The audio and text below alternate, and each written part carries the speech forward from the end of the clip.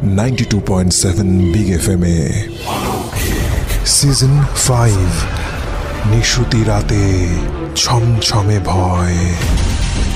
অলৌকিক সিজন 5-এ আজ শুনবেন বিপিনের গল্প। রচনা অভিক দত্ত, গল্প পাঠে আরজে খাস কৌশিক এবং আরজে অয়ন্তিকা। অডিও প্রোডাকশন স্বাগত।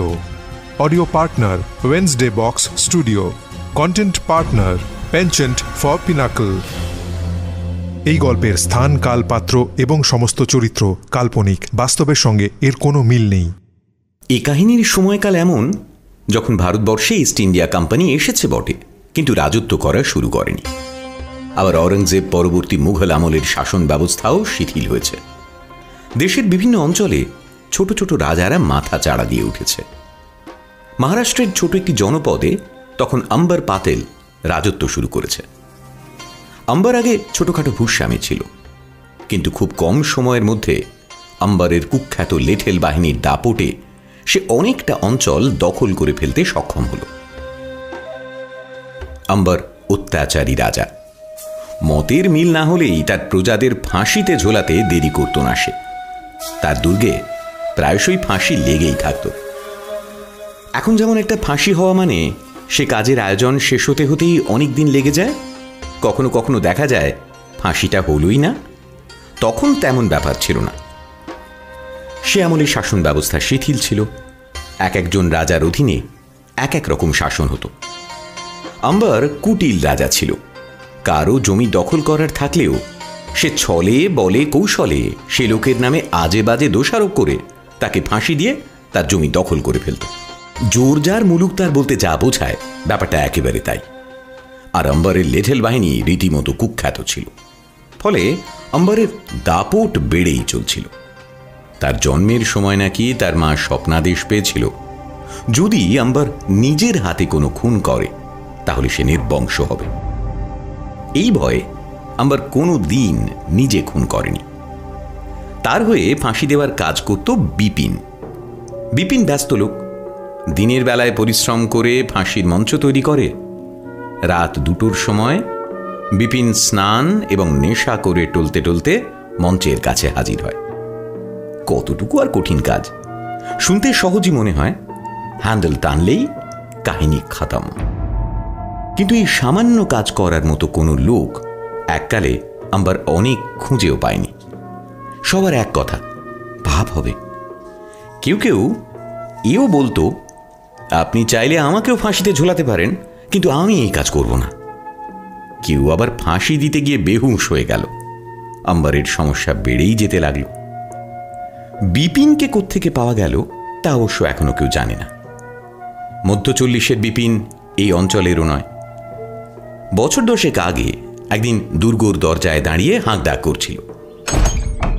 প্রহরীরা দরজা খুলে অনেক জিজ্ঞাসাবাদ করে বিপিনকে পাতিলের কাছে নিয়ে গেছিল। পাতিল যখন তাকে জিজ্ঞেস করল, কি চাই তোর? বিপিন বলেছিল, কাজ চাই। পাতিল তখন ফাঁসুড়ে খুঁজে বেড়াচ্ছে। সবাই কিছু না কিছু অজুহাত দিয়ে পালিয়ে যাচ্ছে। পাতিলের নজর পড়েছিল বিপিনের চেহারার উপরে। শক্ত সমর্থ চেহারা। পাতিল বলল, ফাঁসি দিতে পারবি? বিপিন সাগ্রহে মাথা নেড়েছিল। পাতিল বিস্মিতই হয়েছিল, এত আনন্দ কেন? সে রাতেই বিপিনের প্রথম পরীক্ষা হয়ে গেল। পাওয়ানের জমি দখলের উদ্দেশ্যে তাকে আটক করা হয়েছিল। আম্বার হুকুমও জারি করেছিল। ফাঁসির মঞ্চে পাওয়ানকে নিয়ে দাঁড়িয়েছিল প্রহরীরা। বিপিন ধীর পায়ে গেল, হ্যান্ডেলটা টেনে দিল। একটা দুম শব্দ, বাস পাওয়ান নেই হয়ে গেল। বিপিন কাজটা করে পাতিলের দিকে তাকিয়ে বলেছিল, ঠিক আছে? পাতিল মহা খুশি হয়ে গিয়ে বলেছিল, ঠিক আছে। বিপিনকে আম্বার আলাদা সম্মান করে। ব্রাহ্মণের পা ধোয়ে আম্বার বিশেষ উৎসবের দিনে বিপিনের পাও ধোয়ে। বিপিনের সম্মান আছে। আম্বারের রাজত্বে বিপিনের সম্মান ব্রাহ্মণের থেকে কম নয়। পাতিল বারবার বলে, বিপিন না থাকলে তাকে কেউ মানত না। বিপিন বুক ভর্তি সাহস নিয়ে ফাঁসি দিতে পারে বলেই তো আম্বারকে সবাই মানে। নেশা করে ভাবলেশীনভাবে সে ফাঁসির মঞ্চে চলে যায়। সে যাকে ফাঁসি দেবে সেই তরতাজা প্রাণটাকে নেশার জিনিস দিয়ে রাখা হয়। বিপিন ধীর পায়ে এগিয়ে যায়, কপি কলের হ্যান্ডেলটা টেনে দেয়। দুম করে শব্দটা কানে যাওয়ার পর আর দাঁড়ায় না, সে বেরিয়ে যায়। লাশ সরানোর লোক আছে, ওসবের জন্য তাকে দাঁড়াতে হয় না। বিপিনের একটাই শর্ত ছিল, সে কোনো মহিলা এবং নাবালকের ফাঁসি দেবে না। আম্বার সে শর্ত মেনে নিয়েছিল। বিপিনকে ভোরবেলা জানিয়ে দেওয়া হয় রাতে কাজটা হবে। বিপিন সেই মতো সারাদিন ধরে ফাঁসির মঞ্চ প্রস্তুত করে। কত রকম লোকের সাজা দেয় আম্বার। কেউ ছোট জমিদার, ঠিকমতো ভাগ পাঠাতো না আম্বারকে, কিংবা ছোট চাষি যারা খাজনা দেয় না। বিপিনের অত দেখা কাজ নয়। দিনের আলো ফুরুলে সে শুয়ে পড়ে। মাঝরাত্রিরে ঘুম ভাঙে তার। কুয়ো থেকে জল তুলে স্নান করে। কপালে লাল টিকা দিয়ে যখন মঞ্চের কাছে আসে, মশালের আলোয় তাকে দেখলে সবাই রীতিমতো সমীহ করে। পাতিলের লেঠেলরাও নিজেদের মধ্যে আলোচনা করে, এ বড় সহজ ঠাঁই নয়। দিনের বেলায় অনেকে বিপিনের সঙ্গে বন্ধুত্ব করতে চেয়েছে, পাত্তা পায়নি। বিপিন কারোর সঙ্গে বেশি কথা বলে না, নিজের মনে কাজ করে। দড়িতে মোম ঘষে, রোদে দেয়। ইনিয়ে বিনিয়ে কেউ কথা বললে সে কথা সে কানেও নেয় না। ঘটনাটা ঘটল এক পূর্ণিমা রাতে। বিপিনের শরীরটা ভালো ছিল না। সে মঞ্চ প্রস্তুত করে তার ঘরে এসে ঘুমিয়ে পড়েছিল। রাত বাড়লে রাজার পাইক তাকে ডাকতে এলো। বিপিন উঠে বসল। স্নান করে এসে অনেকখানি নেশা করে হাঁটতে হাঁটতে মঞ্চের কাছে পৌঁছল। পুরুষের পোশাক পরিয়ে দেখেছিল ওরা একটা মেয়েকে। বিপিন নেশার ঘুরে কি করে বুঝত? হ্যান্ডেল টেনে দিয়েছে, দুম করে শব্দ হয়নি, পরিবর্তে বাচ্চা মেয়ের কণ্ঠের আর্তনাদ।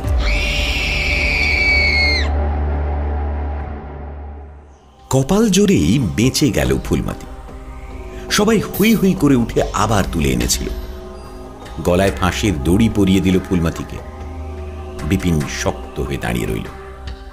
না, কিছুতেই করবে না সে। আম্বার রইল। বিপিনের দু হাত ধরে বলল, করে দে বিপিন, খুব বাজে মেয়ে, তুই জানিস না কত খারাপ। বিপিন শুনল না, গোঁজ হয়ে দাঁড়িয়ে রইল।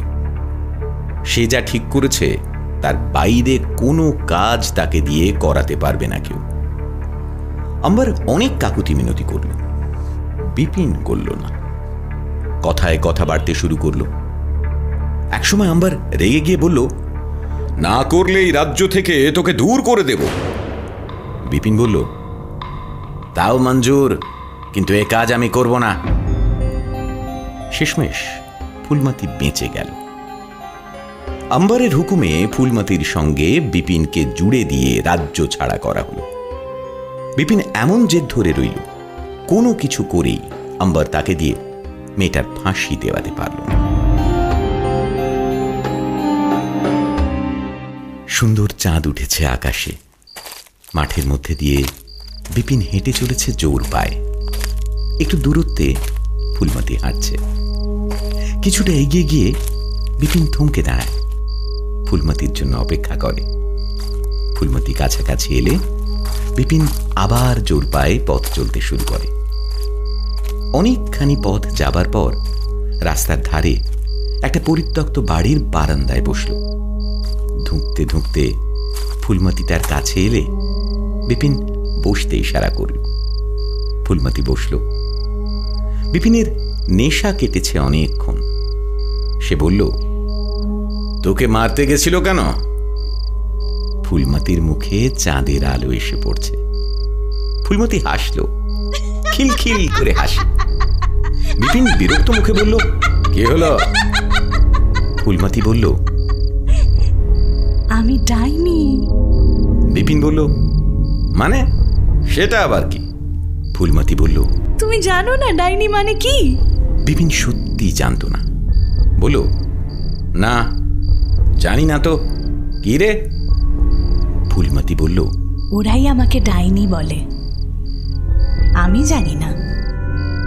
যতবার আমার কাছে এসেছে ততবার নাকি আমার আসল রূপ দেখেছে। তারপর একসময় ওরা সবাই মিলে আমাকে ধরে আনলো। স্পষ্ট কথা বলে ফুলমতি। বিপিন চারদিকে তাকালো। এই জায়গাটা কোথায় হতে পারে?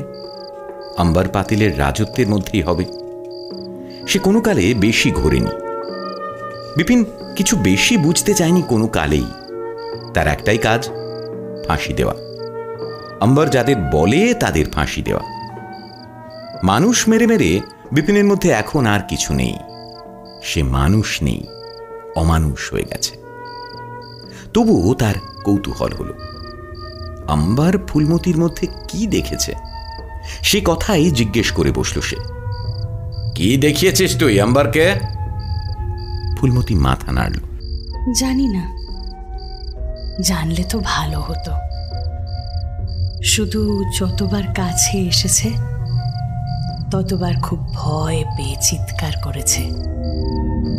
পূজারীকে গিয়ে জিজ্ঞেস করেছে। পূজারী নিদান দিয়েছে আমি নাকি ডাইনি।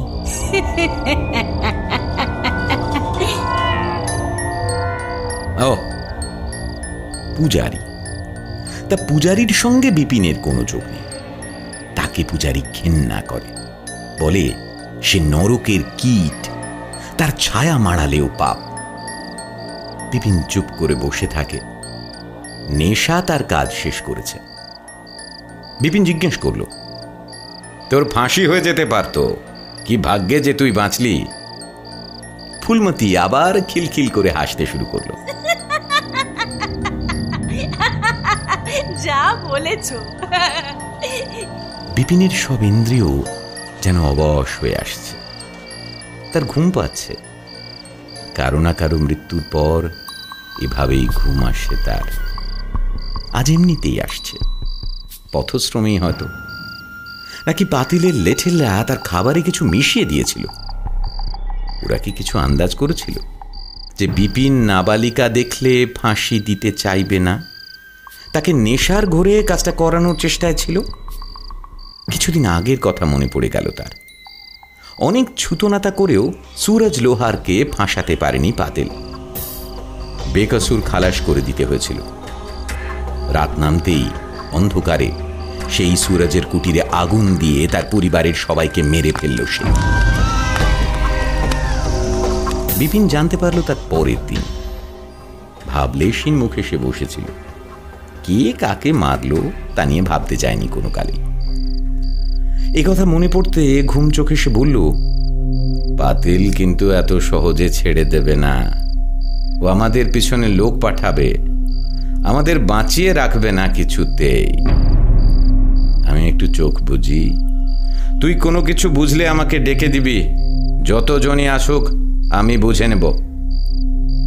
ফুলমতি মাথা নাড়ল। ঘুমাও না, আমি জেগে থাকি। ফুলমতির কথায় কি ছিল কে জানে। বিপিন ঘুমিয়ে পড়ল। যেন কতদিনের জমিয়ে রাখা ঘুম। কত নিশ্চিন্ত সে ঘুম। কত স্বপ্ন জমেছিল তার। চাঁদের আলো তাকে ঘুম পাড়িয়ে রাখল। যেন অল্পকাল না, যেন কতকাল। স্বপ্নে বিপিন কাঁদল, হাসল, তলিয়ে গেল অন্য এক পৃথিবীতে। কতক্ষণ ঘুমিয়েছিল সে নিজেও জানে না। হঠাৎ ঘুম ভেঙে গেল এক অদ্ভুত শব্দে।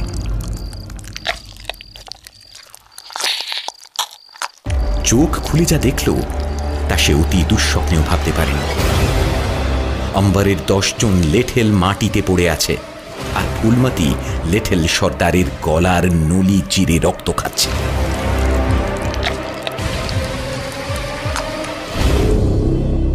বিপিনকে চোখ খুলতে দেখে ফুলমতি বলল, ঘুমাও না, ঘুমাও। জাগলে কেন? এ কি?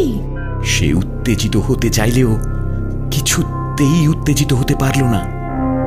দু চোখে আবার ঘুম জড়িয়ে আসতে শুরু করল। ঘুমানোর আগে সে কোনো মতে বলল, তুই কে? ফুলমতি খিলখিল করে হাসতে হাসতে বলল, ওই যে ওরা পুড়িয়ে মেরেছিল, সুরজের মেয়ে তো আমি, ফুলমতি। তুই জানবি না হাসিতে আমি কি করে মরবো, আমি তার কত আগেই মরে গেছি। তুই জানবি না, আমি জানি। তুই তো নেশারু, তুই ভালো, তুই ঘুমা ঘুমা, তুই ঘুমা।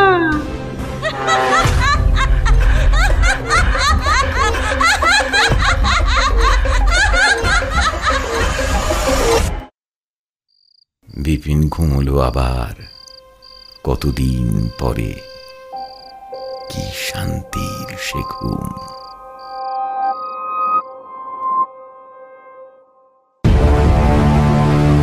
92.7 বিগ FM এ সিজন 5 প্রতিদিন রাত 11টায়। অডিও প্রোডাকশন স্বাগত। Audio partner Wednesday box studio. Content partner penchant for pinnacle.